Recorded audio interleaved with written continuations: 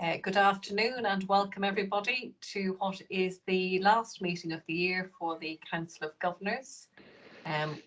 Although, of course, colleagues who might be joining us as members of the public or colleagues more widely in the Trust are always welcome to raise issues with governors out with formal meetings.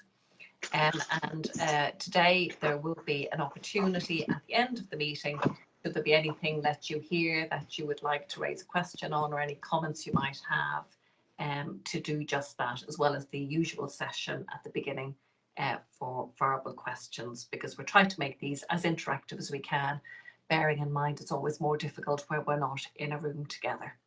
And for those of you who are just interested in viewing the proceedings, not in real time, but at a time of your choosing, of course, we do appreciate your ongoing support for the Trust in what continue to be busy and difficult times in terms of winter pressures and COVID pressures coalescing. We have a number of apologies for this afternoon's meeting. So we've got, I might go to Nicola for the apologies, and then we've got a couple of colleagues who need to step out early, including yourself. Yeah, we've got apologies from Anne Margette, Kate Caulfield, Greg Strachan, Fiona Wilson, Frank Bennison. That's it. And I'm going to have to leave early myself today. I do apologise. That's all right. And Sue Glue is also going to have to step out of the meeting just before the end as well. So we note those apologies. If I can ask if there are any, sorry, John. You're on mute, John. You've raised your hand, John, and you're on mute. So I don't know if your computer's playing up or if you want to come in and say something. Entirely my mistake, sorry. No, that's no problem at all. I was thinking it was an odd point to want to come in, but that's not a problem. No, the screen is different to usual, and I was trying to put things in the right place. No worries, no worries. So the next item is our declarations of interest. So if there are any changes to the register of interest, please, if you could indicate now, or indeed if there are any declarations that you need to make in respect of particular agenda items today, it would be good if you could do so. And in the absence of seeing any hands, I will assume that's a no. And we'll go straight on to the section which are for questions from members of the public. Have we put on notice, Nicola, of any questions from any members of the public at this point? No, nothing yet. Nothing at the moment. That's fine. Yep. Well, as I said, it's not a one-off opportunity. We'll revisit that at the end should any arise. And we'll go straight then to our first substantive item, if we may, please, Angie, which is your Chief Exec briefing. Thanks, Helen, and apologies firstly from me for anyone who was at board, because there's such short timescale between board and governors. My report looks very familiar to those of you that saw it there. Just to update in terms of our COVID numbers, pleased to say that those seem to be settling. We had a bit of a worry a couple of weeks ago when the numbers were rapidly escalating. So still around the mid-20s at the moment. Still 5 in critical care, which, as you all know, gives us some challenges. And certainly COVID hasn't gone away for any of us. Sometimes in the world out there it feels like it has, doesn't it? But certainly still presenting us with challenges in caring for those patients, and just as much, if not more so, challenges around the operational pressure that I won't repeat here today, because I know you all see it every day at the moment on the news, but a very, very busy and challenged NHS operationally, whether that's emergency care, getting our elective cancer and screening programmes back to where we need them to be, and making sure we continue to look after our staff, and particularly from their health and well-being. Everyone is still pretty exhausted. It's quite relentless. And thank you to governors who've been passing messages through, not only some of the challenges that we need to work through, but also some of the thanks. So it is appreciated. Thank you for taking the time to message in for us. We've continued to make good progress on the vaccination programmes. Clearly, as a provider trust now, the booster isn't something we lead on, but as a system, making sure that that booster programme is being rolled out. Great news on our flu vaccination. So Krishna updated me this morning at 84%, which at this point in November is an amazing and very impressive achievement. So thank you to all our teams for making sure we're safe, not only from a COVID vaccination point of view, but from a flu. So I won't go into any of the detail operationally. I know Berenice later is going to do a bit more around some of the work we've been doing around booking and outpatient appointments. Just a couple of things to mention on the vision and strategy section. You'll all probably have seen by now that Dr. Clayton has been formally appointed as our Chief Exec lead in the system. And with John, they are both now on with recruiting to NED positions and the executive posts for the Integrated Care Board.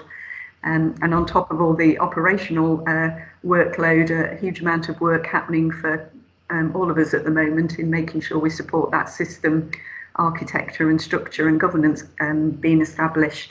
And you'll have seen from board last week we approved the provider collaborative work that we're doing within the system. So lots happening, lots still to do from the system perspective.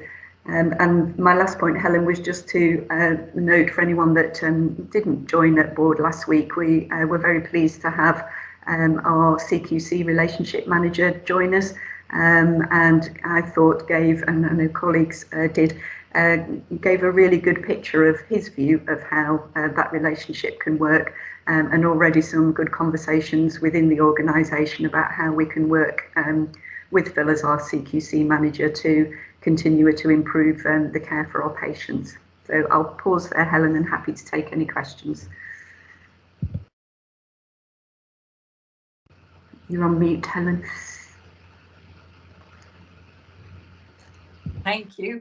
Thank you. I was just saying thank you very much. Any questions or thoughts or comments prompted on the back of Angie's report? Judy.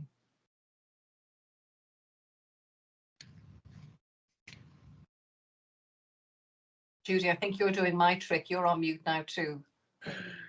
Yeah, sorry, it's just a comment on the I sat in on the board, and it was refreshing to see the change in emphasis and approach and engagement with the CQC. I felt that we might actually get a really true picture of what they're looking for. It was a revelation to me. So let's keep working hard with them, please. I sent a note to Phil's boss after the board meeting to say that he had joined the board meeting and that his participation was outstanding, and I did intend the pun. But we do need to carry on in that vein, don't we? Mm.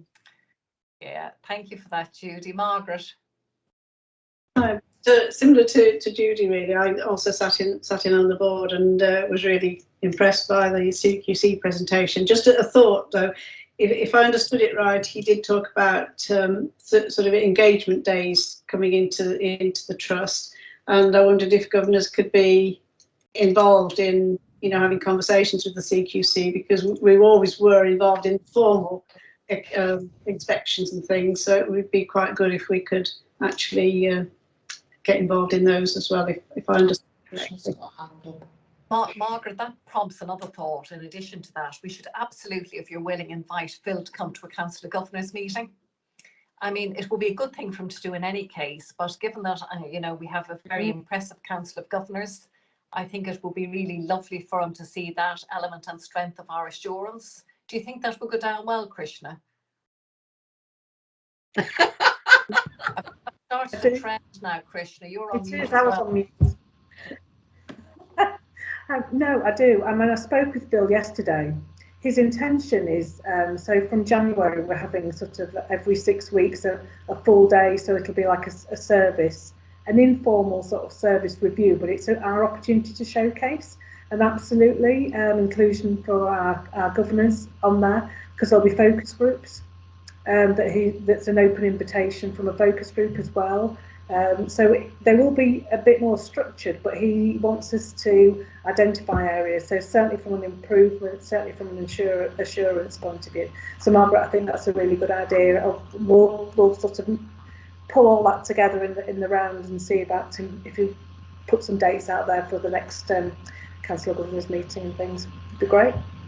As you know, Krishna, we're going to come to the issue about governor participation a bit more widely in a moment, but to add to that one about the CQC focus groups will be really an excellent addition.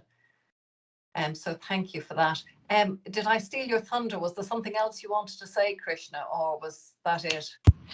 No, that was it. I was just going to give you the update that I spoke to sort of Bill yesterday, who feedback from the board is he was equally impressed, actually. He was very impressed with the insightful conversations. He's obviously very, well, he looked at the room, so it's interesting, isn't it? You can gauge things from Teams, but he did comment on how engaged everybody appeared from the conversations, insightful conversations and questions. But he was really positive that he'd also escalated that to his bosses as well. Oh, so lovely. very Well, positive. Here we're all singing from the same hymn sheet. I think, sorry, just to prolong the bit, but feel a bit longer without giving the poor man hot ears. I mean, having spent 30 years as a regulator myself, I really appreciate his philosophy, which is by sticking his nose in and being proactive and giving us wise counsel and advice. He doesn't feel he's fettering his discretion to regulate should and as the need arise. So it's a very kind of, participative, forward-thinking, modern approach to regulation. So I think that has to be applauded. The other suggestion I think we should keep in mind, we will have monopolised the rest of his life if we're not careful.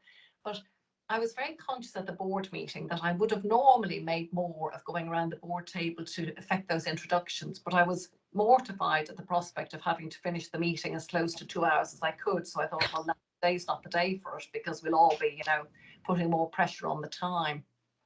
But I'm assuming that there are opportunities for him to meet executive colleagues, and we might want to replicate that with maybe inviting him to, as NEDs, we have a session on the Monday before board meetings to just look at board papers. So maybe we could invite him to, 10 or 15 minutes of that to make sure that the courtesy of effecting the introductions to colleagues is not kind of lost. And by the same token, we don't find ourselves having to do it at a second outing at board. Yeah. So we bear that one in mind too, if we may, please, Krishna. Very good. So thank you for your report, Angie. And we're going to go to Berenice's update now, please, on the patient hub. Many thanks, Helen. Nicola, you were okay to share the slides? Thanks. Oh, it's just closed it. Hang on a minute.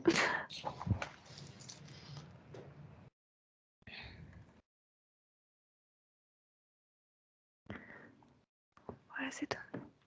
Does it work, or do you need me to try and open it? It's not giving me the option to share it. Do you want me to do it, Berenice, so you can concentrate? It's just... Sorry about this. Sorry. We did think we were all... Oh, bless you. Is it coming up? Very fancy signature, Berenice.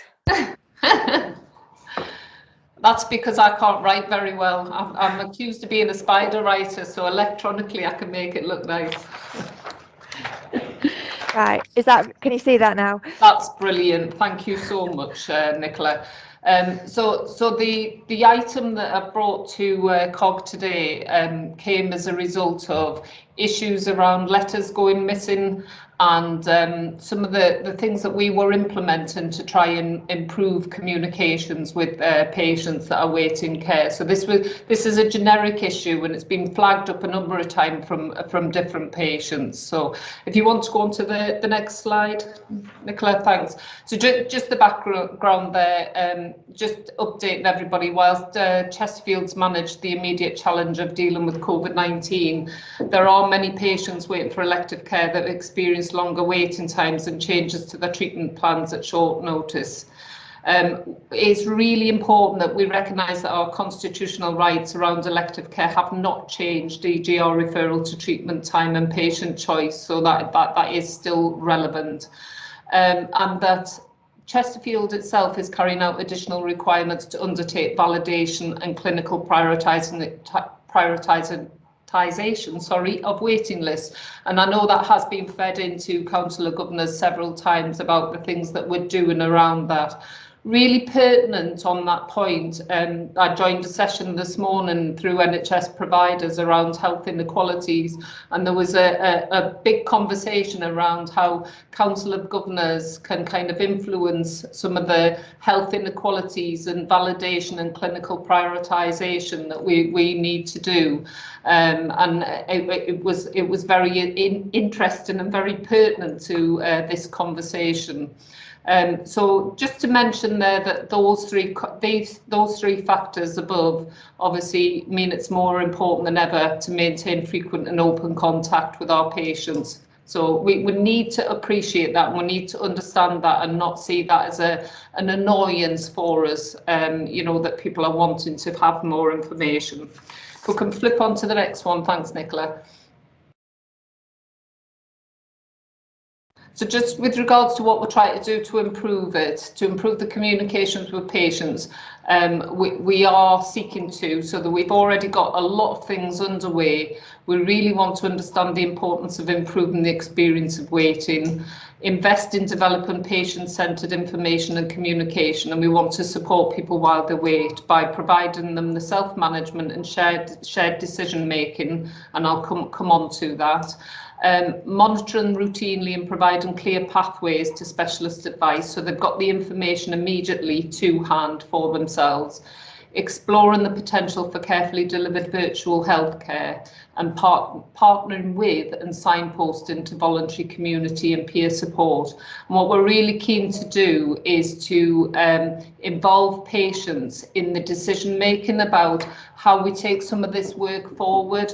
And again, as Council of Governors, very welcome to join some of those sessions. It is about investing and running some of the service changes through our patients that will actually be using some of the services. Thanks, Nicola. The next slide shows you something called My Plan Care Platform, Patient Platform.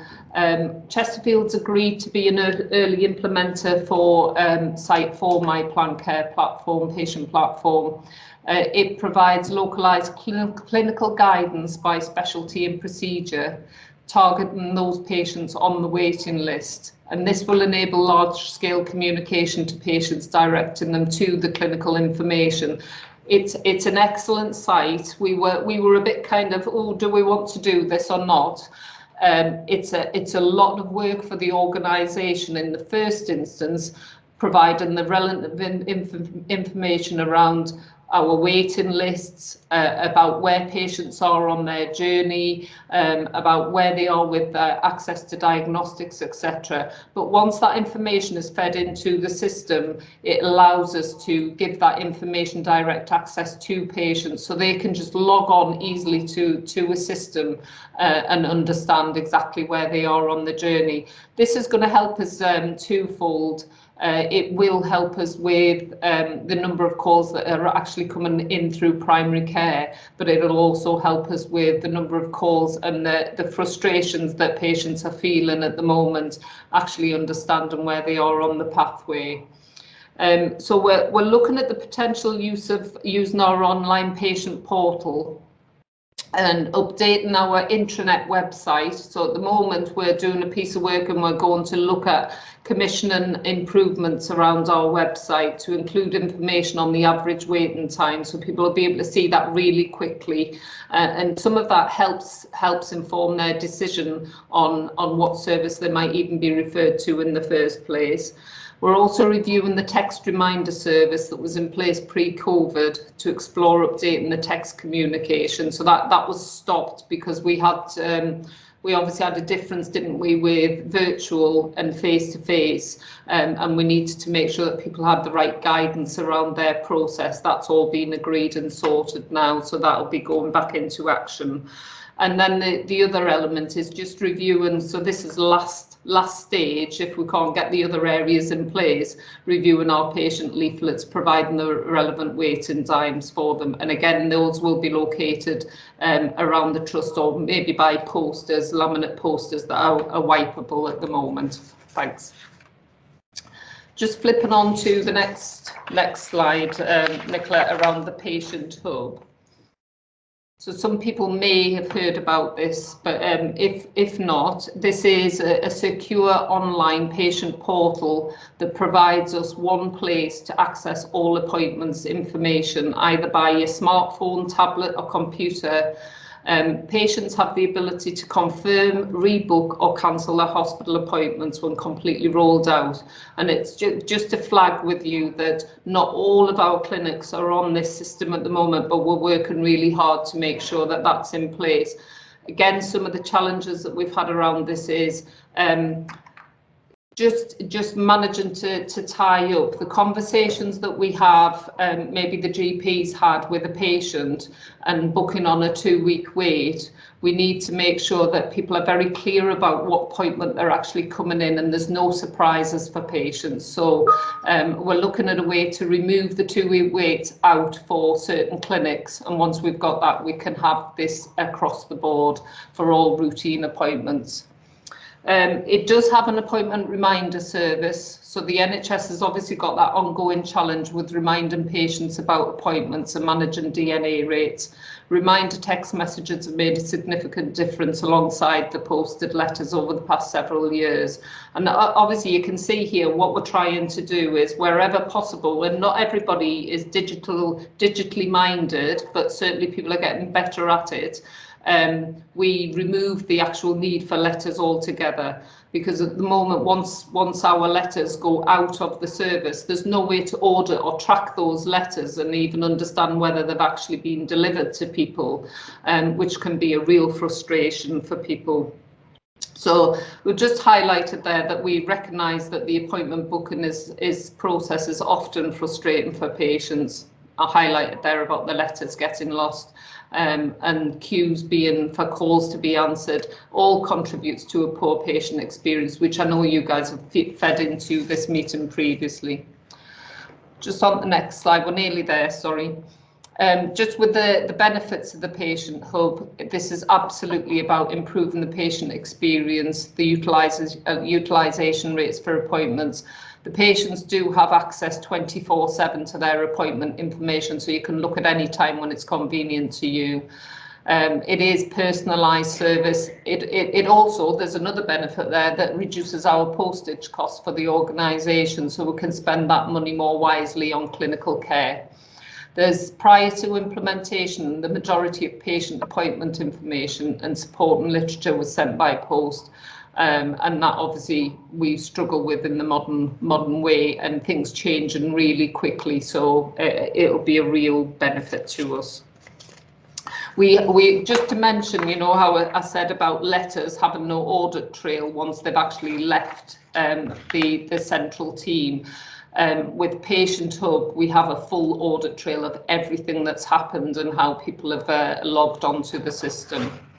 The slide here that we've shown is just the patient login, so it shows you really quickly how easy it is. Text message, very clear information that takes you straight through to the log. Once you've logged on once and you've given your information, and you can see there it's either by your mobile number, your email address or your date of birth, you can access your information.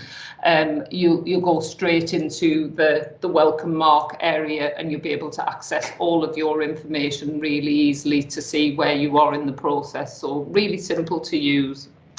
And the final slide, I think it is, no, second last. This is just to show you measure of success. So for the clinics that we do have on the system so far with Patient Hub, on average, we've actually got 69% who've opted to use the system. So that's really increasing, it's doing really well, and we obviously need to publicise this better to make sure that we can get more people on and using it. And sorry, then the final slide, not to take too much notice of it, but it was just a slide around assurance that if people go onto the patient hub to access their information, they won't be sent a letter. But if the next time they forget to go onto the patient hub to find their information, we always have a backup at the moment. So once a certain period's gone by and you haven't accessed that system, the letter will be sent anyway to you as a backup. It's just, as I say, at the moment, we've got no control what happens to those letters once they go out. So I hope that's given you some information around what we're currently doing. We recognise, you can take those down now, thanks Nicola. We recognise that, you know, things aren't perfect. There are still issues, day in, day out, there are still issues that we're trying to improve. But we hope by the new systems that we're starting to put in place that we will see improvements. And as I say, it'd be really good to have patient input into what those systems look like and how they function for us. Thanks, Helen. Thank you very much, Berenice. That was very impressive to see what's being attempted there.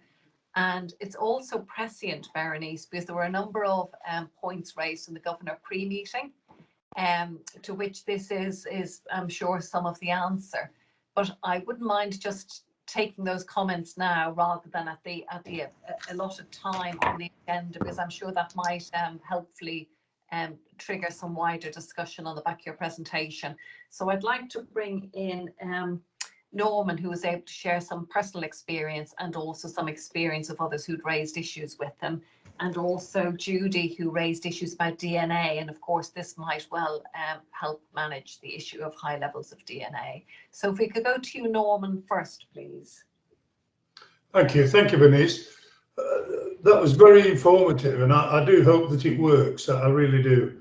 I've experienced the hub. I was sent an appointment, but I wasn't given the option to cancel or rebook it. Just accept. I had to accept it and then make a phone call to unaccept it, if you like. But recently, I've been into outpatients, and I'm now on the list for surgery. I've consented to surgery, but the department or the consultant could not give me a clue as to when it may be. He got no idea whatsoever. So if the consultant hasn't got any idea, how do you get the information to feed onto a system to let the patient know what's happening to their appointment? I found it very disturbing that I can't plan ahead. I'm not saying it's got to be, you know, a perfect appointment date, but somewhere within a ballpark figure. It just disturbs me that I can't move ahead, and that we've got patients coming into the hospital, particularly in orthopedics. And as I said earlier, we're coming up to winter where there'll be many slips, trips and falls. They're going to put more pressure on that department, and whether that puts appointments back or how you prioritise who comes through, etc. So that's one of my concerns. The other is, you talked about communication. I sat in that department for 1 hour and 10 minutes over my appointment time. I wasn't bothered about that. I was the only person in suite 1. There were 6 members of staff, and not one of them spoke to me and gave me a reason as to why I was having to wait. I know I could have asked, but I was testing the system as a governor to see if they would come to me, and none of them did. And I as I said at the pre-meeting, that gives this hospital a bad reflection when they go out of the hospital. How did you go on at your appointment? Oh, it was poor. No one spoke to me. Nobody did anything. Where the opposite would go out saying it's a good hospital. I was well informed, you know, etc., etc. I know people are under pressure. I know surgeons are under pressure. But if we've got a system, we need to operate that system. I also got a person I'm a volunteer at one hospital, A gentleman came in. I said, "Don't worry, you'll not be waiting long." He said, "Different to the Royal Hospital then." And he'd had an appointment with his wife for a scan, for 12-week scan for the baby. And he waited 5 hours for that scan. And again, no one communicated with him at all. And I just don't think that's acceptable for our, members of the public. So I do welcome your system, and I think it will be really good, but it's got to work. It's no putting information there that's not relevant. So, your operation will be in 6 weeks, 6 weeks time, it'll be another 6 weeks, etc., etc. That's really pacifying people, not realising the problem and dealing with the problem. So, there are issues, and unfortunately, or fortunately, I'm a patient within there, and I'm seeing all these issues firsthand, and I'm willing to work with you on this because I find it something I've got great interest in.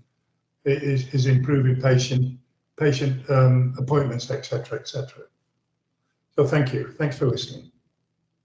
Thank you, Norman, for sharing. And whilst the first part of your issue might be amenable to resolution with the new system, the second parts of your comments about patient communication once you arrive are also really important, aren't they, in terms of the rounded experience. It's not just about there and knowing about your appointment, but how you dealt with thereafter. And Berenice can't stay with us for the whole meeting, so I'm glad you've shared that in the way you have now.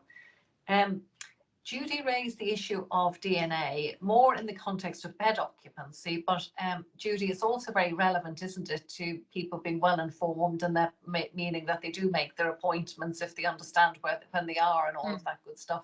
Is there anything else you wanted to say around that now? Yes, it was just I was musing on it. Will this system allow the the hospital to reallocate those slots very quickly, so that maybe you also can pick up a picture of people who, I hate to say it, but quite frequently do not attend, and those are wasted appointments. Yeah. Hold on to that one for a moment, Berenice, and I'll just go to Margaret. Is there anybody else that wants to come in on this? I think it's just maybe Margaret, and then we'll come back to you, Berenice. Margaret. Right. Just a question really for Berenice. Will this system help people who haven't even got to their first appointment at the hospital? I'm not sure I understood quite how this My Plan Care platform works, but people who've had a referral from their GP and are just waiting for their initial appointment, because at the moment the only way you can find out information about that is actually ringing the hospital. Is this actually going to be of benefit to them, to give them a clue as to, again, when they might get their first appointment? Thanks, Margaret. Are you okay if I just come back quickly on some of those questions, Helen? Yes, please. First of all, just to say thank you, Norman. We absolutely will take you up on the offer as support and as an expert patient. With regards to the experience that you had with the consultant, I mean, I don't know the specifics around that, but slightly disappointing because the service managers, as you've seen before, they all know what the waiting times are, what the trajectories are, and they are shared with the services. So I will pick that up. I'll investigate that. Again, with your second point, I mean, it's just that general courtesy, isn't it? And we talk about being a real friendly hospital. I walk around here and get a really good response from people as I walk around. But as a patient, where you're still quite scared going into that environment, for the staff to all ignore you, it's not an experience that I want to hear at all. So again, I think that's just some general comms about how people feel when they're coming into, still quite nervous in this environment at the moment under these conditions. With regards to your point, Judith, yes, it will allow you to allocate quickly. At the moment, this is one of the issues that we have around the letters coming out. So you might get a cancellation letter, and that'll go out with the post in the morning, and then there's another letter gets launched in the afternoon, which is trying to book into the slots. We've also had the issue around making sure people are COVID safe coming into those appointments. But it will allow that really easy booking back into those appointments.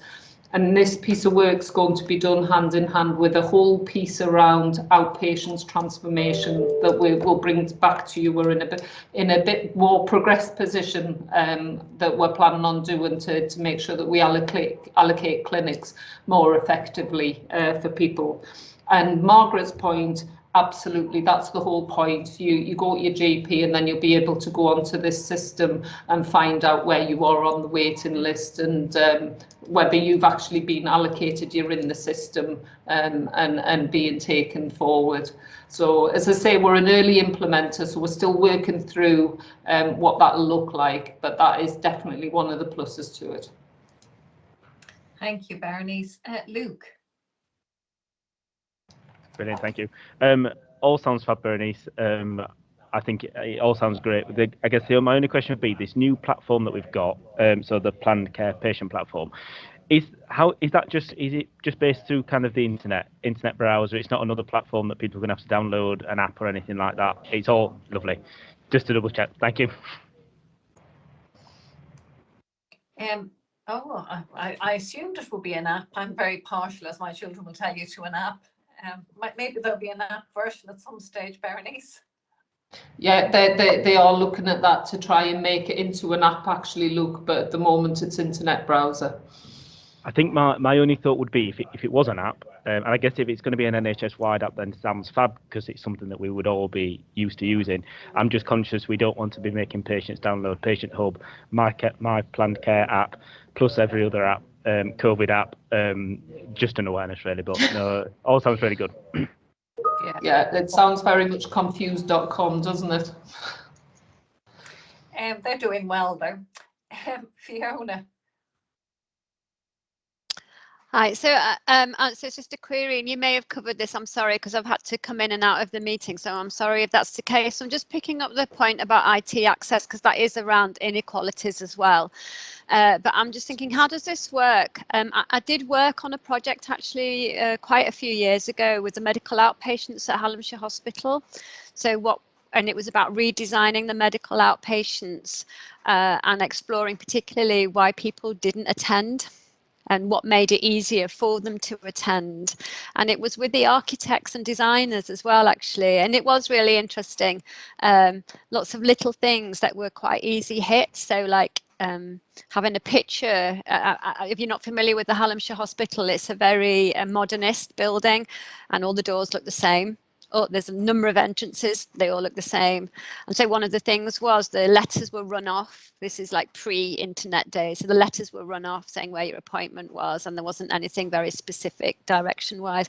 And then it was just things like actually putting a photo of the entrance that you would go into.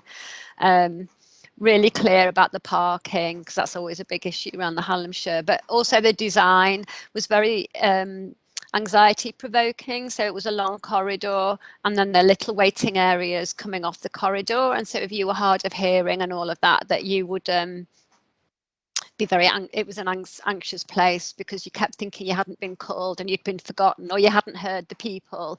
So it was really interesting, and they did a lot of participatory work with people who used medical outpatients using experience-based design, which I think is quite big in NHS review, working with patients and partners. But the thing I was getting back to, the reason I was involved is because there were some hard to reach groups.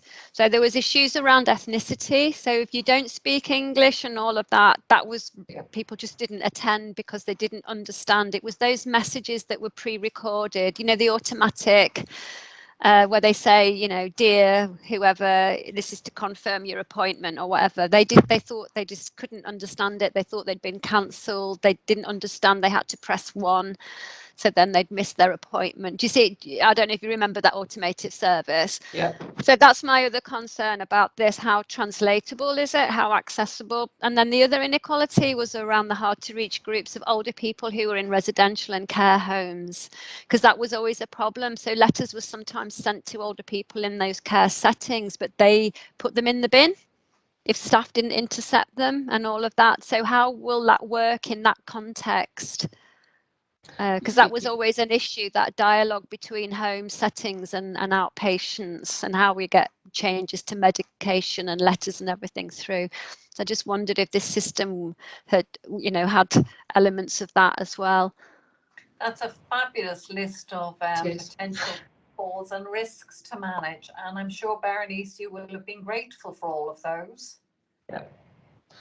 Yeah, absolutely, Fiona. So certainly the health inequality side is being addressed, and kind of language barriers within that. So that's certainly one of the areas that's cropped up. I think you make a really important point around the residential and care homes, and it is about that permission for the registered manager to be able to, as part of their care record, being able to access this. So I will feed that one back, because it's not something I've kind of thought of, and I know other people have been working on this, but I think that's a really helpful point that we'll take back. Yeah, and it is really complex in those settings, because family carers often are LPAs. So there's some conflicts sometimes, because the home asserts that role, but actually there's decisions made where the LPA isn't involved when really they should be. So it's a very tricky one. I do recommend, if you're designing services, that's sort of user-based approach, where you have people who are on the receiving end, because sometimes they just suggest things that actually don't cost anything, and when someone says them, they're totally obvious, but because you're not on the user end, you don't see them. So I don't know, I can email, if you like, to Nicola the paper or whatever, and I think the guys who led on that, the architects, are still knocking about, so they might be useful. I don't know if you were, I don't know, it's just something to think about anyway. No, honestly, Fiona, that would be brilliant. Thank you, if you don't mind. That'd be really helpful. Thank you. Great offer of help there too. Thank you, Fiona. Now, Berenice, I know there's many calls in your day, and I think you're keen to make your way to your next appointment after seeing us, but thank you for making the time to give us that update. Thank you. Bye. Bye-bye. So that brings us on to item 6, and that's the summary of the meeting with governors. So Margaret and Jane have together reached out to governors to just take stock. If you recall, I used to kind of do probably a biannual ring around, and I was saying to Jane and Margaret that with them both relatively recently in their new roles, whether or not they would like to do it, and they were very keen, and they're absolutely delighted that they did. Not least of all, as a whole range of helpful insights and issues came to the fore in those discussions. So I'm just going to pass across to them now to share back with you a flavour of that, and the pause for thought it has given them. Who's leading off? Shall I lead off if you can hear me, Helen? Can you hear me? We okay. Can hear you loud and clear, Jane. Yeah. Okay, I'm sorry, I'm having to move about a site where people are mowing grass around me, etc. So I just want to lead off and say thank you to all the governors that have participated. I think we've got about 5 or 6 we're still trying to reach, hence why we haven't put a final figure in the report. But I'm really pleased to hear today lots of information is already lots of issues are already kind of being addressed. So we've heard about Krishna looking into how governors might get back on site. We've heard about the website. I know that Luke has progressed some work around joining together the staff governors. So lots of the things that governors have already discussed, actually, we're beginning to make some progress on. So that's really, really pleasing. It was really good to also hear about people's experience when they haven't actually been able to come into the trust. So some of our new governors that have never set foot in the trust until they came to one of the meetings. So that's really given us some great food for thought about how we support new governors around induction. And the whole point of this for me, before I pass to Margaret, is just about keeping the Council of Governors a really vibrant network and a vibrant critical friend, if you like, in our organisation, because we've heard some great positive feedback as well, which you've seen in the report. And in comparison to some other trusts, we have got a really, really good set of governors. So I'm going to end with a thanks, and I'm going to pass it to Margaret. We will be coming back to you about what we've done. And as I say, you know, just thank you to everybody that's participated. Thanks, Jane. Margaret. Yeah, thanks, and thanks to Jane for you know, getting involved with these meetings, because they really were productive. I don't think there's too much that I want to highlight really specifically from, you know, you can all read the report. I think it does mean that we need to give really good thought about the induction for the new set of governors. Obviously, we've got elections going on at the moment, so hopefully some of our colleagues that are applying for re-election will be back with us, but we'll, however it plays out, we will have quite a tranche of new people come next year. So I think we really need to think very hard about how we actually make that induction real for them. And we've had some good suggestions about, you know, different, you know, just one suggestion I can pick out here, offering drop-in coffee sessions for new people. You know, if we just get to sort of meet people a little bit, you know, it's all sorts of little things. So, but you know, the genuine feel around governors is that they want to be involved. That's the reason that they became governors, and that's why I'm so passionate, if you like, about finding ways that we can get back involved. As I say, COVID isn't going to go away, so we've got to find ways of actually improving our involvement and our engagement under the circumstances that we have, and we all appreciate how difficult it is. None of the governors want to get in the way of the delivery of clinical care in any way at all, but we want to support it and make people's experiences the best that it can be, and that's what we're all about. So it was really great to get some feedback from governors about how they feel about that, and there are lots of ways we can try and improve that. So again, thanks to everybody that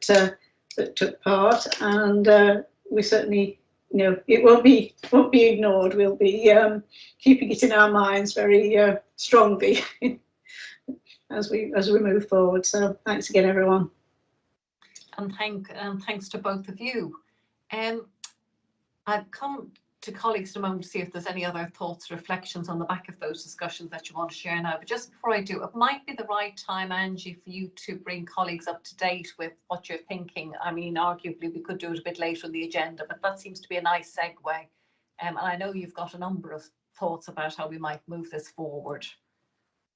Thanks, Helen, and thanks, Margaret and Jane and colleagues. And we've been doing more of it again today, haven't we? So Berenice, I noted, has jotted people's names down, and you'll be in before you know it, Norman and Fiona, working with us. So it's those real examples that do help us as we're developing those services and that different perspective. And you've heard me say it before, but I'll just say it again.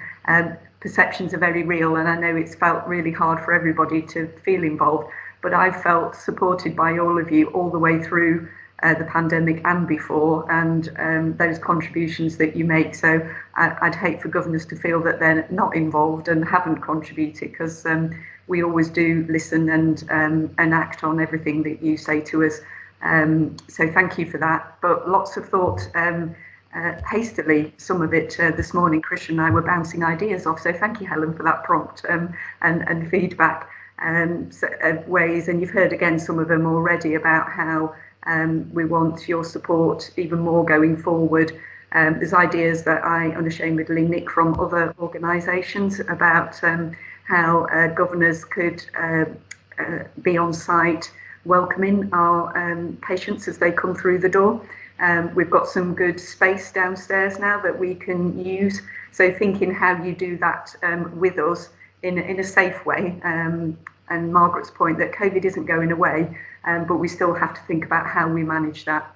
So all ideas gratefully received. Krishna and I will continue to work with you and make sure that the public voice is heard. My last comment, just thinking, as you know, I do system as well.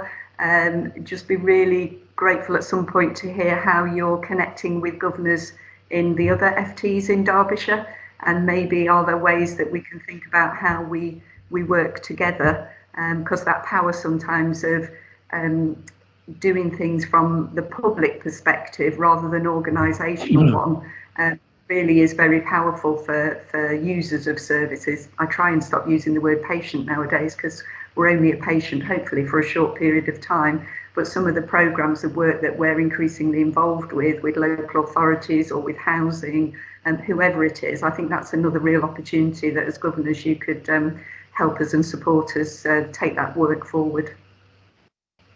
Krishna, I don't know whether you want to add anything. Thanks, Helen. The only thing I was going to add is that Nick and I were talking about pulling together a bit of a planned schedule, but it's predicated on obviously we said last meeting, as the numbers had nearly doubled in the hospital and increased transmission rates, and we were starting to get a number of outbreaks on the wards. That's not the time for you as governors to be coming in, but you know we've calmed a little bit again, so we can put a schedule together. But obviously, if that happens again, we have a duty to keep you safe, as well as our patients.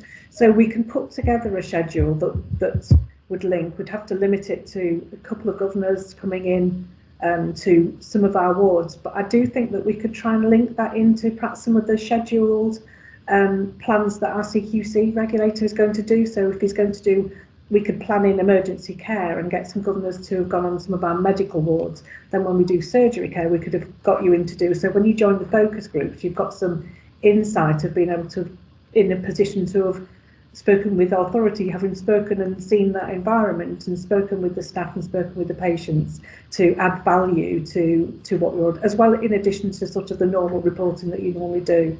So I think that that's something that if we start to work with our governance team to schedule that in, again, if the numbers increase, and again, I believe that you've already gone through a bit of a process of those who feel comfortable in coming in, and a risk assessment it included in that to keep you safe.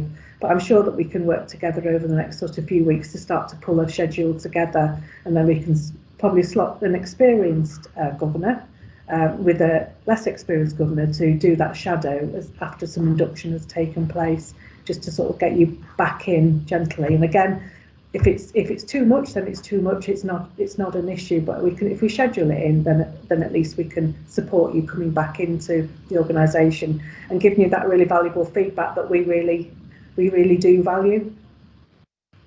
Win-win from all sides, I think. Very good. That's really helpful. Thank you both for that.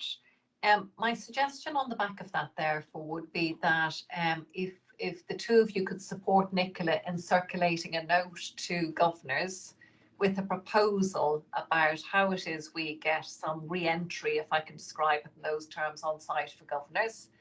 And also, if you'd be kind enough in the same breath or with the same pen to look at the forward look for the I&E meetings, so that we might know what the substantive agenda item is for the next 2 or 3 I&E meetings.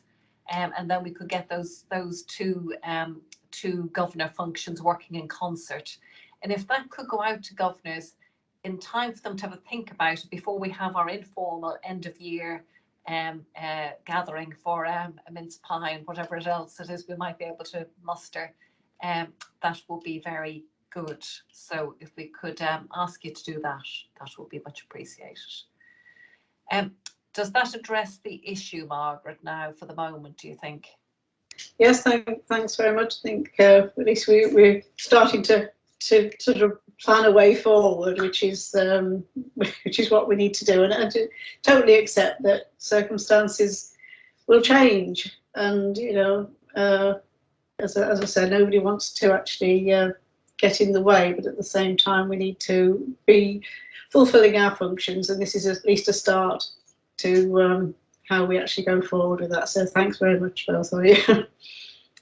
Thanks, Margaret. Now, obviously, Jane and Margaret's report was much wider than just that issue. Are you happy to note the rest of the report, or is there anything anybody would like to raise about the other issues that were raised in conversation? No, don't see any hands. So thank you. Well, thanks to Jane and Margaret for having the conversations. Thanks to governors for participating, and thanks to Angie and Krishna for that clear sense of direction on getting governors back on site. So that brings us now to the next section, but I understand that Vanessa is not ready to join us until about 14:40. So I suggest that we just pass over agenda item 7 and we will come back when she joins us. And we'll go instead now to the issues raised at the governor's pre-meeting. So a number of which we've done at the kind of logical place on the agenda. And of course, the first was about governors on site and I&E. So we will consider that one done. And then I'll just come to them. I think all of them need some commentary in the meeting actually today, rather than just on the notes that sometimes we send out on the back of the meeting. So I'm not going to rattle them off as a list by way of notice of what's to be handled outside the meeting, because whilst we'll provide the normal full note, I just think it would be helpful to pause and have some discussion of them. So the first item was about ambulance waiting times, and is everything that governors are reading in the news and hearing on the news about the awfulness of ambulance waiting times true in the Chesterfield context? And if we are experiencing long ambulance waits at ED, what are our triage practices to make sure that we don't have somebody malingering outside the door with a stroke or a cardiac arrest or something else that would warrant, you know, a different way of dealing with the incident? So could we take that one first, please? Shall I kick off, and then if Krishna and Hal want to chip in? Berenice has left us as the resident expert on all urgent care work across the systems, and again happy to share some of that detail after the meeting. Yes, there are longer waits across our system than any of us would want as residents of Derbyshire. EMAS are doing, as all ambulance services, a huge amount of work to try and minimise that jointly with us and with colleagues in primary care. So there's work happening around how they work with 111 so that initial call is managed as effectively as possible, and that where crews can not bring a patient into hospital if there are alternatives in the community, our area actually does quite well. And when I'll dig the stats out, but there's some statistics about the increasing numbers of 999 calls in recent months, but the percentage of conveyance by EMAS into our systems isn't as significant. So yes, there's lots of demand, but they're doing lots of work where possible to work, whether it's with care homes or with primary care, to find different ways other than just bringing to A&E. Having said that, at various points in time there are longer waits. Chesterfield Royal is actually was the only trust amber rated for A&E performance and flow, including ambulance handover, in the whole of the Midlands last month, which is a sad indictment of the care that we are giving, because to be amber rated and be the top performing is not good for any residents across the Midlands. But just to give governors some context around, yes, it's not where we want to be, but there's a lot of demand on areas much worse. And the problem as Derbyshire residents is that the crews of EMAS get pulled often into Leicester or Lincoln or other areas and end up waiting there, which clearly is delaying them getting back on the road. So lots of work, again, happening across not just the Midlands, but nationally around that. CRH hasn't been one of those that's on the naughty step, and there's been lots of those conversations. And then we continue to work with our own teams. The urgent treatment centre in ED now is working well, so those patients that can be seen by GPs are being seen, so that our doctors and nurses in A&E are concentrating on those patients that really need urgent and emergency accident or emergency care, and the urgent care ones are streamed through the UTC. And then the last thing I'd say is it's not just about that pre-hospital and front door of hospital, but inevitably if we don't keep the flow of patients moving through the hospital, that's where we get some of that challenge. I saw again this morning, we haven't got the flow we need through the hospitals because we've got some patients not able to get either home or into care, and Derby County in particular has got challenges around getting packages of care. And again, you'll all be very familiar with some of the challenges around pay for social care or mandated vaccination, which has meant care homes and carers workforce implications. So it's a huge piece of work, lots happening, but specifically to answer your question, Helen, from a CRH point of view, everything being done that we can to keep our patients as safe as we need to at the front door. Thanks, Angie. Mike, can I ask you to maybe come in on the triage point you were particularly interested in? Yeah. Yes, and my question was, how do we deal with patients stuck in ambulances if they've got, and how do we assess whether they've got serious life-threatening conditions such as a heart attack, stroke, acute abdominal problem? Do our triage team go out into the ambulances and assess them there? We've got Hal's hand up and Krishna, so we might go to you, Hal, and if you'd be kind enough to address Mike's point, that'd be great. So the answer, Mike, is in extremis, then we do go out into the ambulances and do triage. That's by no means normal process, and obviously the ambulance crew themselves triage cases, so they have red phones and things, and they'll ring through certain cases who are needing to go straight into resus and so on. The reason that it only happens in extremis is because, following on from Angie's point, although ambulance handovers are by they're not perfect, and there's always things that we can do to improve things, but I spoke to Mike Headland about this only this week to get some assurance about it. In October, we were the second best in the region from the point of view of having the shortest best ambulance handover time, and we were 10 minutes faster than the regional average from the point of view of ambulance handover time as well. So whilst things are by no means perfect, it would be wrong to think that the recent national report that you'll all have seen and will be aware of, it would be wrong to think that that's representative of what is happening locally, because it's actually quite a lot better than that locally. Have we lost any acute cases like that in ambulances who've died before they can be attended to? Not that I'm aware of, and certainly if that happened, it would definitely be. I would absolutely expect there to be a DATIX done and there to be a full investigation about it. So my understanding is that we haven't had any cases like that, because I'm sure I would be aware of it if it had happened. Good, thank you. Thanks, Mike. Thanks, Hal. Krishna.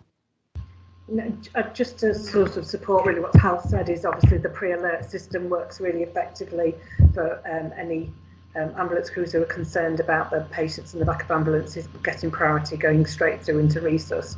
But our turnaround times, certainly in October, were just sort of above 80% of ambulances turnaround time within the 15 minutes. And whilst it's not, we'd want 100%, but actually it is a lot better than all our surrounding areas and across the whole of the Midlands. We certainly, from a flow point of view, we're also sort of the other side of that is the crowding in ED and the number of patients over 12 hours. So that's another indicator of sort of flow in and flow out of the departments. And we've had 2 breaches in the last 2 months, and they are purely from a mental health. And one was actually the place of safety for that patient was to stay in ED was better. The family felt it was better for them. So it was a considered decision to keep them in an area of safe instead of moving them again and disrupting them overnight. So we're very lucky that we aren't at the, talking about patients being in our ED for 12 hours. because that's not, again, where we want to be. So it's about maintaining that flow. And Angie's, absolutely right. It's obviously then leads into sort of the discharge of our patients. Yeah, having exactly. Patients medically fit to be discharged, but not having sort of the care packages. So I think Berenice has just negotiated. I think she just shared at Ops today, working with sort of an outsourced company to try and put in additional support for patients Chesterfield to be able to be discharged, that we're hoping to start to do over the coming weeks, that will help our patients to be out of hospital and back at home with the care packages that they require. So that will also help as well, that whole flow right the way through. Yeah, on that, I was wanting to ask whether the apparent reduced care home capacity because of staffing shortages is actually having an impact on our discharges. It is. It's more. It certainly is more social care sort of packages in the home, supporting patients in the home with is more of an issue. We have got some increased sort of numbers of care homes coming in. I'm sure Berenice said sort of from the 29th of November onwards, we've got access to more care home beds to be able to facilitate patients for discharge as well.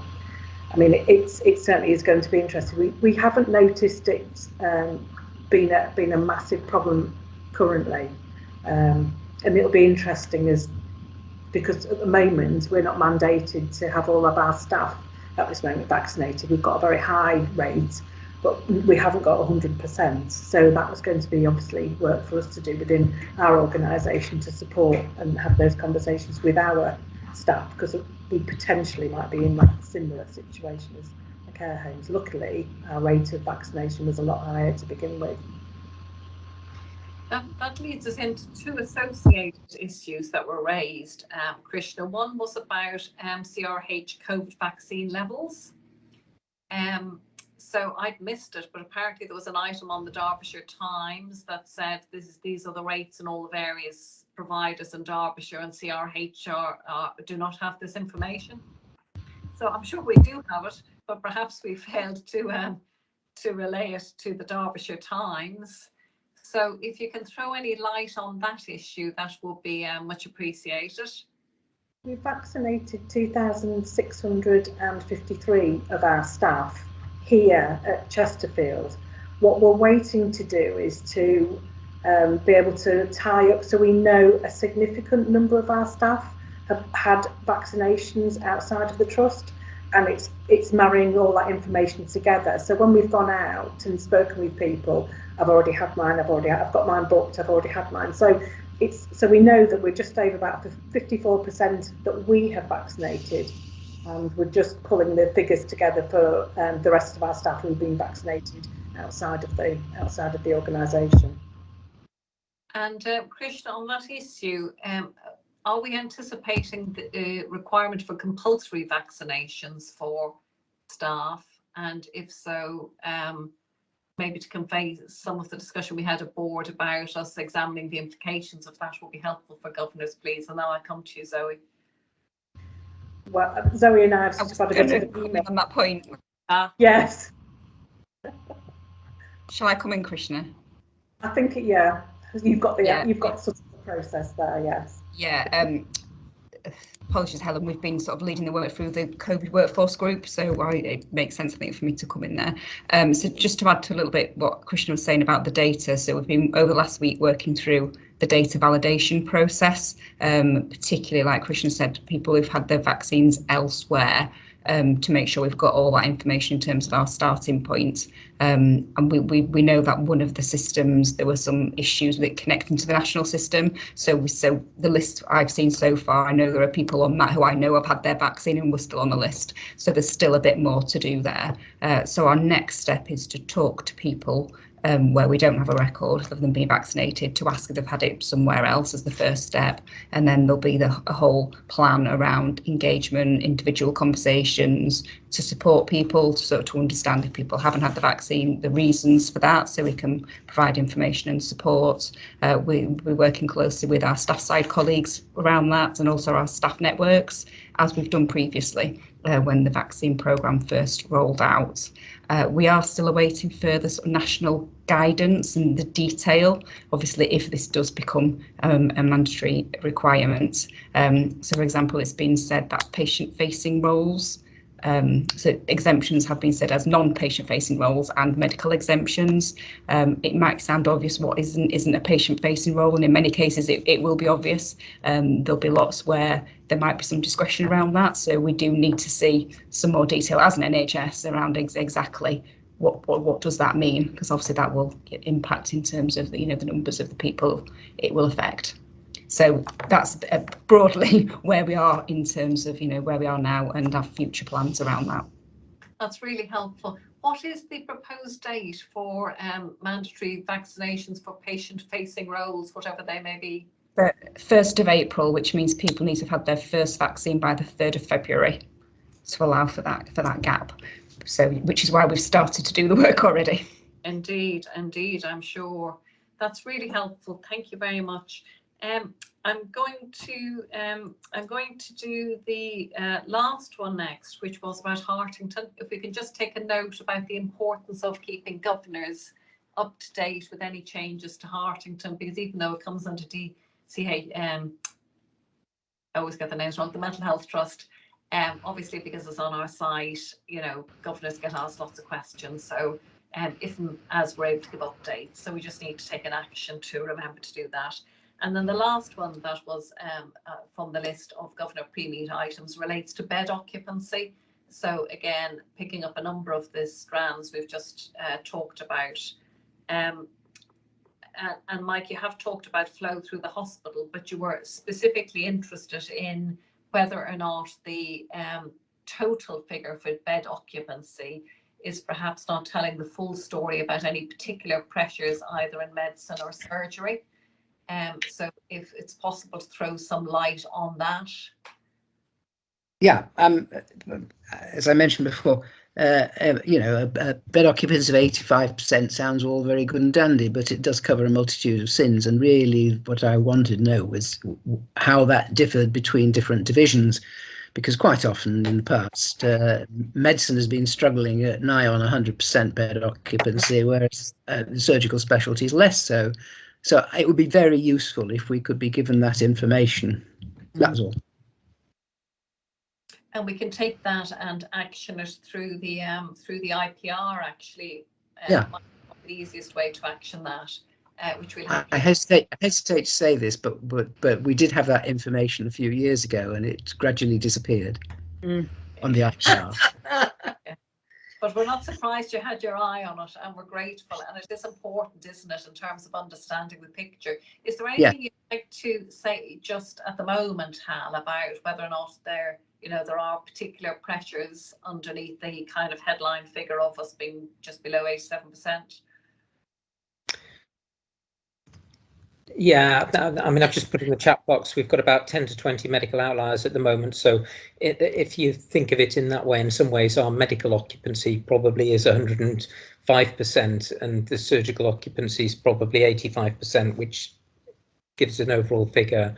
There's also there's going to be some pressures regarding occupancy in the short term, because we're hoping to, for very good infection control reasons, we're hoping to move around some of the wards in the next week or so, which is part of a sort of longer term plan, but will cause some pressures. And I mean, all I can say is that everyone is working really, really hard to keep flow as good as it can be, but it's really difficult. And whilst Claire Lambie and her team do lots of work with the community and trying to help, get packages of care moving, it is a challenge to do with lots of vacancies in the community and difficulties recruiting to get people to be carers.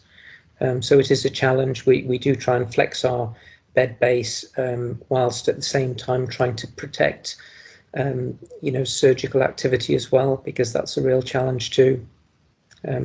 So I can't give you a really good news story in that sense, but I can say that I feel really confident people are working as hard as they possibly can to manage that. Thank you, Hal. So they're all the items from the Governor's pre-meeting, and no apologies for doing them at the length we did, because I think it was just helpful to get that kind of sense of an update in real time. So thank you all to those of you who provided that. We're going to go back now to item 7 in the hope and expectation that Vanessa will have joined us. Are you with us, Vanessa? I am, yes. Thanks, Helen. Welcome. You might like to introduce yourself, Vanessa, because we've lots of new governors and indeed some new NEDs, and then we look forward to hearing the update. Thank you. Yeah, so I'm Vanessa Singleton. I head up the financial accounting team at the Chesterfield Royal and DSFS. So I report into Lee Outhwaite, who would have been here today, but he's had a prior commitment, so unfortunately you've got me. I think you may already be aware that we're doing a joint procurement with the other joint care Derbyshire organisations around the external audit tender. So our contract with KPMG actually comes to an end for the financial year ending March 22. And that was originally a 3-year plus 2-year contract extension. So we have no option to extend anymore. So we're now a 5th year of that contract. DSFS is tied into the same contract as well, because we get efficiencies from having the same auditor at group level, at consolidated, group level, plus the same for our DSFS subsidiary. So there's been quite a lot of pressure within the external audit market, as you may or may not be aware. We know that a number of NHS trusts who've gone out to tender have really struggled to get an auditor, and in some cases they've not been able to appoint an NHS improvement, have had to intervene. So there's a lot of firms audit firms are choosing not to bid for audit work because the consultancy work that they can do is much more lucrative for them, and it's the state really of the audit market at the minute. So when we were looking to basically go back out to tender again, it was decided that actually let's do this as a group. We've got more power, and it's a more it looks more whatever the word is, looks better, I guess, from an audit firm. There's a lot more opportunity there, if they're doing all of the audits of all of the joined up care Derbyshire bodies. So we started progressing this sort of back in January of this year, because we thought we had an immediate pressure, which was that KPMG were going to do some consultancy work for joined up care Derbyshire, and there would be a conflict of interest. So we started looking at this sort of back of January. What then happened was NHS Improvement sort of backtrack on that piece of work that they were going to do with KPMG, and it didn't become so much of an issue anymore. But we still got to find an auditor for next financial year, from the 1st of April 2022. So we've had some meetings with the other joined up care Derbyshire organisation. So there's 6 of us who are going to be part of this contract. There's obviously ourselves, DCHS, Derbyshire Mental Health, UHGB, East Midlands Ambulance Service, the CCG, who will soon become the Integrated Care Board, plus DSFS, our subsidiary at Chesterfield. So these are all the organisations who are captured within this tender bid that's just gone out. So we went live with the contract bid on Friday. So we've pulled a specification together for all of those individual bodies with an evaluation sort of criteria and questions that we've directly asked the audit firms. So I think some of our main concerns really were about the audit team capacities, and whether or not they would be able to actually service all of the joined up care Derbyshire organisations and do all the audit work at the same time.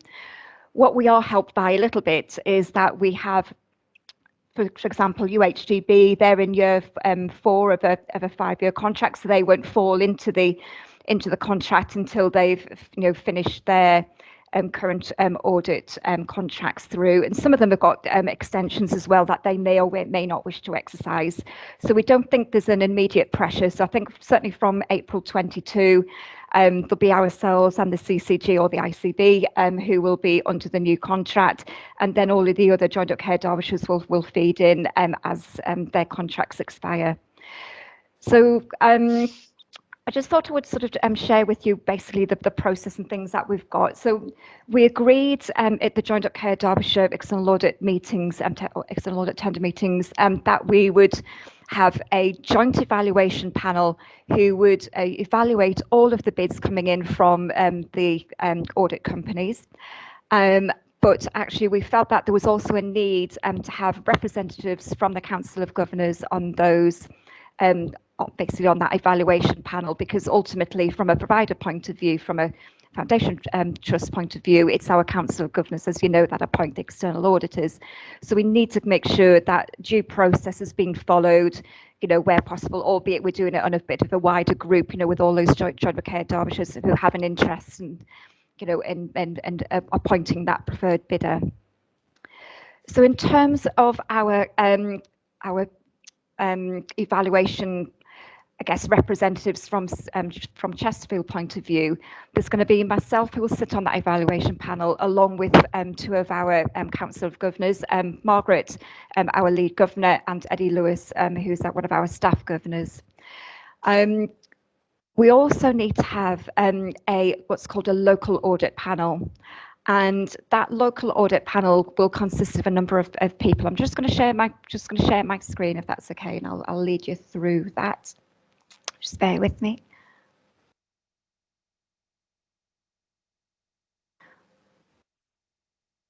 So I hope you can all see that now. So as I've mentioned, so our evaluation representatives from Chesterfield Royal and DSFS, myself and Margaret and Eddie, but also what we need to have locally is a local audit panel, and effectively what will happen is once the three of us, i.e. myself, Margaret and Eddie, have gone through all of the tender returns that the bidders have supplied back to us and evaluated all of those, we will then come back to the local audit panel member and basically put forward what our recommendation will be into the mediation panel. So that's the sort of the Joined Up Care Derbyshire panel, if you like. On that local audit panel, what we would like is some more representatives from the Council of Governors. So that can either be one or two additional members of the Council of Governors who will need to decide and nominate who those members will be, plus one or two non-exec directors, one of which could be Ian. I know you're on the call, Ian, who's obviously our audit committee chair, plus the trust secretary or their deputy, and a DSFS board member, just to keep the DSFS link in there with the subsidiary and the subsidiary audit. So so there's a number of different things that we need to try and firm up within the next sort of fortnight or so. Mainly, I guess from your side, it's, you know, who else do we want to sit on part of that local audit panel. Obviously, Margaret and Eddie will be part of that panel as well, and myself, because so we will sort of naturally sort of fall into that local audit panel with the information that we've got from the evaluation of those bids that have come through. In addition, I'm going to share with you the timetable, just so you can see how that is looking as well, and hopefully that will be popping up on your screens now. So the tender went live on Friday afternoon. So all of the work in terms of finalising specification, etc., that was all done last week. We've agreed a evaluation criteria in terms of quality and price of 75% and 25%. That actually got agreed at the audit committee at the back end of October, because it sits outside our SFIs. Because normally we would, you know, look at doing tender evaluations with normally a 50% quality, 50% price. But we know from hearing what's happening out in the external audit market that that if you go high in at price, none of the big four firms will put a bid in. So we've had to reduce that down, and that's been agreed. And I know that's been taken through all the audit committees as well. The audit committee chairs met on Friday to have a discussion around this as well. So everybody's sort of well sighted on it, and is aware of these little, I guess, differences from what we would normally do in terms of just sort of tenders. We're going to have some supplier engagement meetings. So these are falling into next week, actually, week commencing the 22nd of November. And this is for a chance for the audit firms to hear firsthand, what we're trying to do, what we're trying to achieve by this, because we didn't want the tenders to land cold with them. Basically, we wanted to give them and give some informal information to them, just to give them a bit more idea of why we've taken this approach, and hopefully that will encourage them, to put their bids in. Our tender closing date is the 10th of December. And all of the procurement exercise, by the way, is being led by NHS Ardham and Gen Clinical Support Unit. So they're dealing with all of it. We will get our own individual contract with the audit firms and with the audit firm who's the preferred bidder. But all of the procurement sort of side of the work is being led by Ardham and Gen. The evaluation of the bids, which is when I'm going to need quite a lot of Eddie's and Margaret's time, will be sort of week commencing the 13th of December up until the 6th of January. There'll be a moderation meeting on the 7th of January, or the week commencing the 10th, and that will be to just get everybody from all the joined up care Derbyshire organisations together with their preferred bidder from each organisation, to then have a discussion and almost like moderate what the scores are, etc., and just to go through that. We'll then obviously get to a point where we'll get approval of a preferred bidder. And then obviously we've got some internal approval as well that we need to do back at organisational level back through the Council of Governors, which will be sort of mid to late January, with a contract award of the 31st of January, and the contract start date obviously commencing on the 1st of April 22. Thank you very much, Vanessa. That's a very comprehensive and helpful update, and we're very grateful. And clearly you're doing a load of hard work on behalf of the governors. So I feel sure that I extend thanks and appreciation on behalf of everyone. Now, obviously, it's a great idea that we're trying to do this at a system level. And it's also commendable that there is such clear and indeed more extensive governor involvement now. So I hope the next thing I'm going to say, Vanessa, is taken in the spirit of which you said. Yes, okay. A statement of clarity rather than overly challenging. So we've got Margaret and Eddie involved, and potentially others now. But despite this being a system initiative, of which we are very supportive, the governors have but a small handful of nuclear levers. And one of them is the hiring and firing of the chair, and the other is the hiring and firing of the external auditors. So whatever decision is put in front of the Council of Governors for ratification will need to command widespread support and confidence. And I'm sure all the steps you have described there, are designed to do just that. But if at any point you or Margaret or Eddie feel there's a requirement to raise issues or, take further soundings out with that very clear and comprehensive process, please don't hesitate to do so at all. Thank you. Eddie.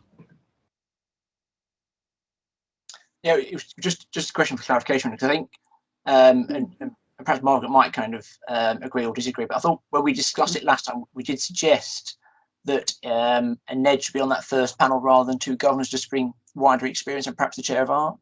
Was that the original kind of discussion? Yeah, so there were two proposals that were taken to audit committee, Eddie. You're quite right. So one of them was myself and two governors. The other one was myself, one governor, and the audit committee chair. It was discussed at ARC on the 26th of October, and the decision from that was that it was because it's the Council of Governors that appoint the external auditor, it was felt that it would be more appropriate to have two governors as part of that as part of the evaluation panel, but with the audit committee chair and certainly NED representation on the local audit panel. And that way it was felt that there was a stronger almost decision from a Council of Governors just to sort of carry that through into the final decision. Thanks for that clarification, Vanessa. Are you comfortable, Eddie? Yeah, no, it was just my confusion. I thought, last time we discussed it was a different plan, so just kind of where did the plan come from? Okay, that's fine. John. Yes, just very briefly, and I'll pick it up with Vanessa outside. Obviously, our next meeting is the 2nd of February, so we might have to think about the dates around that, but we can pick that up. Thank you, John, and I'm sure you've taken action in that regard. And thank you very much, Vanessa. It's obviously been a huge amount of hard work, so thank you for explaining all that to us as you have. Thank you. So that brings us to back to item 9, and we're going to have an update from Atul, who has recently taken over as chair of the Charitable Funds Committee. So we're looking forward to hearing from you, Atul. Thank you very much, Helen, and hello everyone. And now for something a bit different. I'm going to put up a little presentation and walk you through that, hopefully.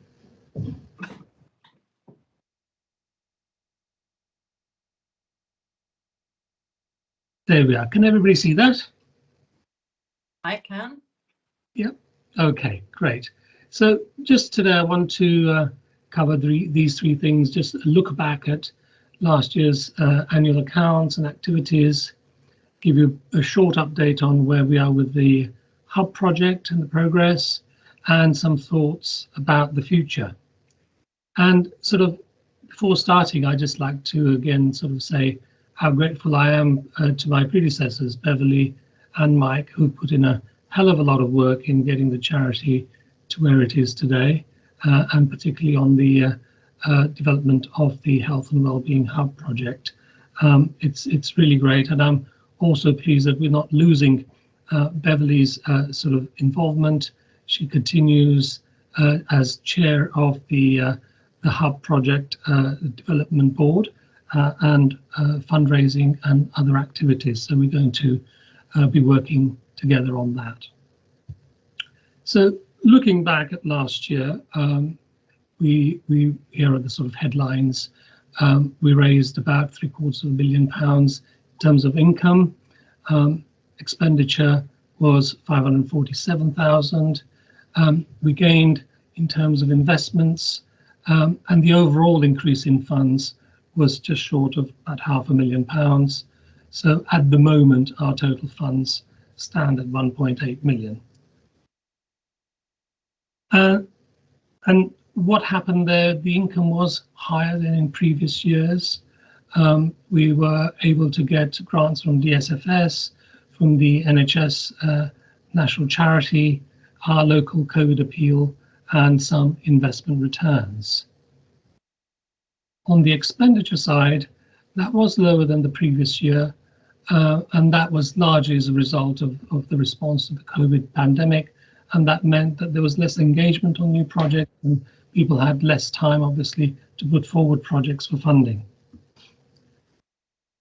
The kind of projects we did fund, here are some examples. What we did with the money. On the estate side, these are the kind of projects that proved to be quite beneficial. Medical staff rooms, the library study garden, the charity hub in reception that Helen referred to earlier on, and outpatient suites. We were able to sort of help with the physical fabric in those areas. Projects to do with patient welfare, an additional ADHD practitioner, funding liaison worker for carers, a nutrition assistant in the stroke unit, and small amounts but very significant in terms of their impact, Christmas presents for patients who may not have anybody whilst they're with us over that period of time. In terms of supporting staff education and welfare, the Westfield project is a whole range of small projects undertaken to provide health and well-being support to our staff, and some long service awards for staff members. Moving on to the Health and Wellbeing Hub project, as you know, in the past we've had updates from Beverly herself and also from Andy Picken. Where we're at the moment, here are some visuals so people can actually see what it might look like. And the work that's being undertaken at the moment is largely in terms of getting the plans and discussions with the planning authority, which I'm pleased to report are supportive of the project.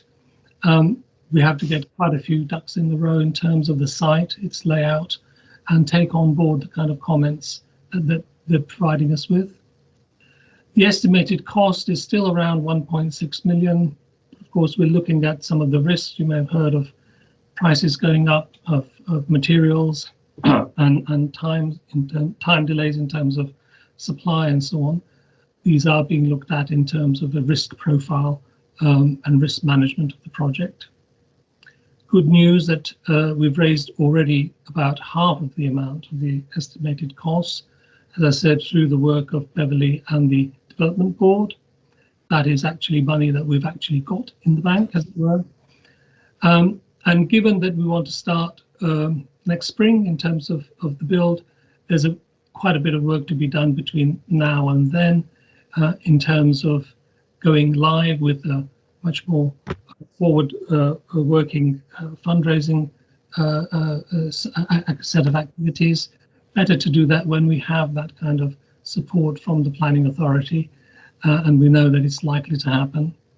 The board itself of Chesterfield Royal is the board of the charity, and we will have a key decision to take before the work starts next spring, making sure that we've looked at all the risks.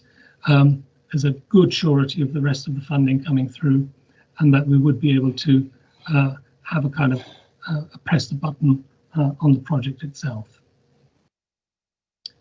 In terms of the future, we're looking at a number of things and picking up really from where predecessors have left off, trying to finalize a general fundraising strategy which had been worked on, looking at things like how much we should be raising from what kind of sources, looking to see the kind of benefits of the fundraising work for the hub coming into the general fundraising and work of the charity as a whole.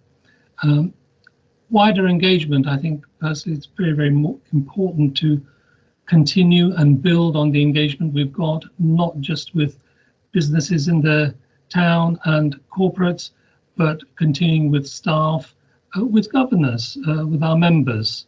And I would really welcome widening out that kind of engagement, getting ideas about what the charity should be doing, what it should be funding, and how it should be doing things. There are supporting aspects to be looked at. The website needs a refresh and substantial work, I think. Looking at the resourcing that we've got at the moment, it's all falls on Ken's shoulders, really, although we do have support from comms and HR and other parts of the hospital.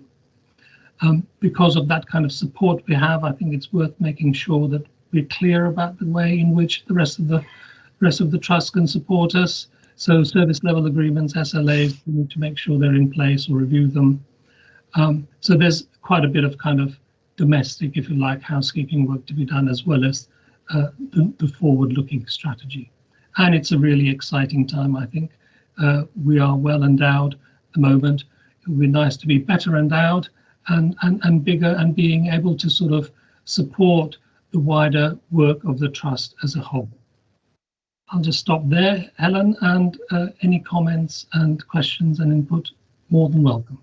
Thank you very much, Atul. You might also just stop sharing your screen so we can get colleagues on the screen. And that was splendid. Very grateful to you, Atul. And it's something of a trailer, isn't it? Because Atul and I have agreed that more regular updates to both board and the Council of Governors about the work of the committee will be very welcome. So this will be, I hope, one of a number of conversations we'll have about this whole area. Eddie. Yeah, just a quick question about the hub. I don't know how kind of accurate that kind of picture you put up kind of was, but I noticed it was kind of looked like a single story. And I know when they did the ED build, one of the kind of things they thought about was making it kind of 2 floors, so just in case in the future, as space on the site kind of came more scarce. So I just wondered, is it single story, and is there any plans or any reasons why it can't be 2-story? At the moment, I'm pretty sure the plans I've seen is that it is single story. I don't know the answer to can it be made into 2-story or should it be 2-story. I know we have a kind of defined footprint, and that's been broadly accepted by the planners. So at this stage, I mean, I think it would be nice if the foundations could take an extra story if we needed to expand in the future. But I wouldn't want to sort of undo a lot of the work that's already been done if this is the kind of way that we're going to get supported. And of course, I mean, a bigger building will be bigger costs, more costs, and more fundraising to do. So that may delay everything. So I think it's a good thought. We can certainly check out about future expansion if required. Yeah, because I think if I remember right from the ED, it was, as you say, it was really about making foundations possible rather than in 2 years' time going, if only it'd been 2-story and having to knock it down and start again. Helpful point, Eddie. Anybody else on this? No, just say a very big thank you to Atul. It's very impressive the grip you've got on this agenda, only minutes into your tenure in the role. So thank you, Atul, and we look forward to having you back in a few months' time, perhaps with a further update. Thank you very much. And just to say to the governors, if there's anything that you think of afterwards or any questions that you have or whatever, be more than willing to sort of interact and engage. Thank you. Thank you. Now, the item 10 is governor feedback, and we've done quite a bit of governor feedback, but I just want to check if there's anything else, where anybody's been or any meetings they've been at that they would like to bring to our attention. I know we had an update from you earlier, Margaret, but if there's anybody wants to come in. No, I think that's, we're probably, oh no, Mike, please, Mike Brundman. Yes, sorry, I put my hand up rather late. As we know, I'm the council's representative on the project board for the emergency care department, and I thought you'd just have a little summary. The groundwork should be completed by year end, enabling steel erection to start early in the new year. Capital seems to be a bit of a problem in that the current estimate is 26.5 million, which is about 2 million over the original budget. But I'm assured that creative mitigations do exist, though possibly the first floor development that Eddie mentioned just now, mainly staff facilities, is in doubt at the moment and is not currently funded. Other aspects, Barnes Ward rebuild is nearly completed, so Frailty should be able to move in before Christmas, and that's really all I've got to say at the moment. If anybody's got any questions. I've got a question. I was aware that we were playing the hokey cokey with the staff facilities in terms of the ED build with various accommodations needing to be reached, but I wasn't aware that that was where we had landed. Well, I'm speaking from a meeting which is now over 2 weeks old. It was the beginning of the month, so there may have been developments since then which I'm not aware of. Can you throw any further light on it, Angie? Or I think the point to pick up on is Mike's comment about the creativity around the funding. So the plans are there, the work will be done, but because of the original 24 million versus the 26.5 that it now is, we are having to do quite a lot of work. But I wouldn't want people to worry too much around it not getting the design and the facilities that we need. I think I know what that means, but we might have an update at a later date, Angie, just to make sure it's absolutely clear. Creativity. Indeed, Mike. That sounds like staff facilities are on the way, which is also nice to hear. So thank you for that update, Mike. The other items on the agenda are either consent items or items for information. And then, believe it or not, the next formal meeting is on the 2nd of February, but as you'd be well aware, we get together on the 15th of December. for an informal seasonal gathering, and also to record our thanks and appreciation to Derek for everything he's done. I can't see Derek on the call today, or he's being unusually quiet.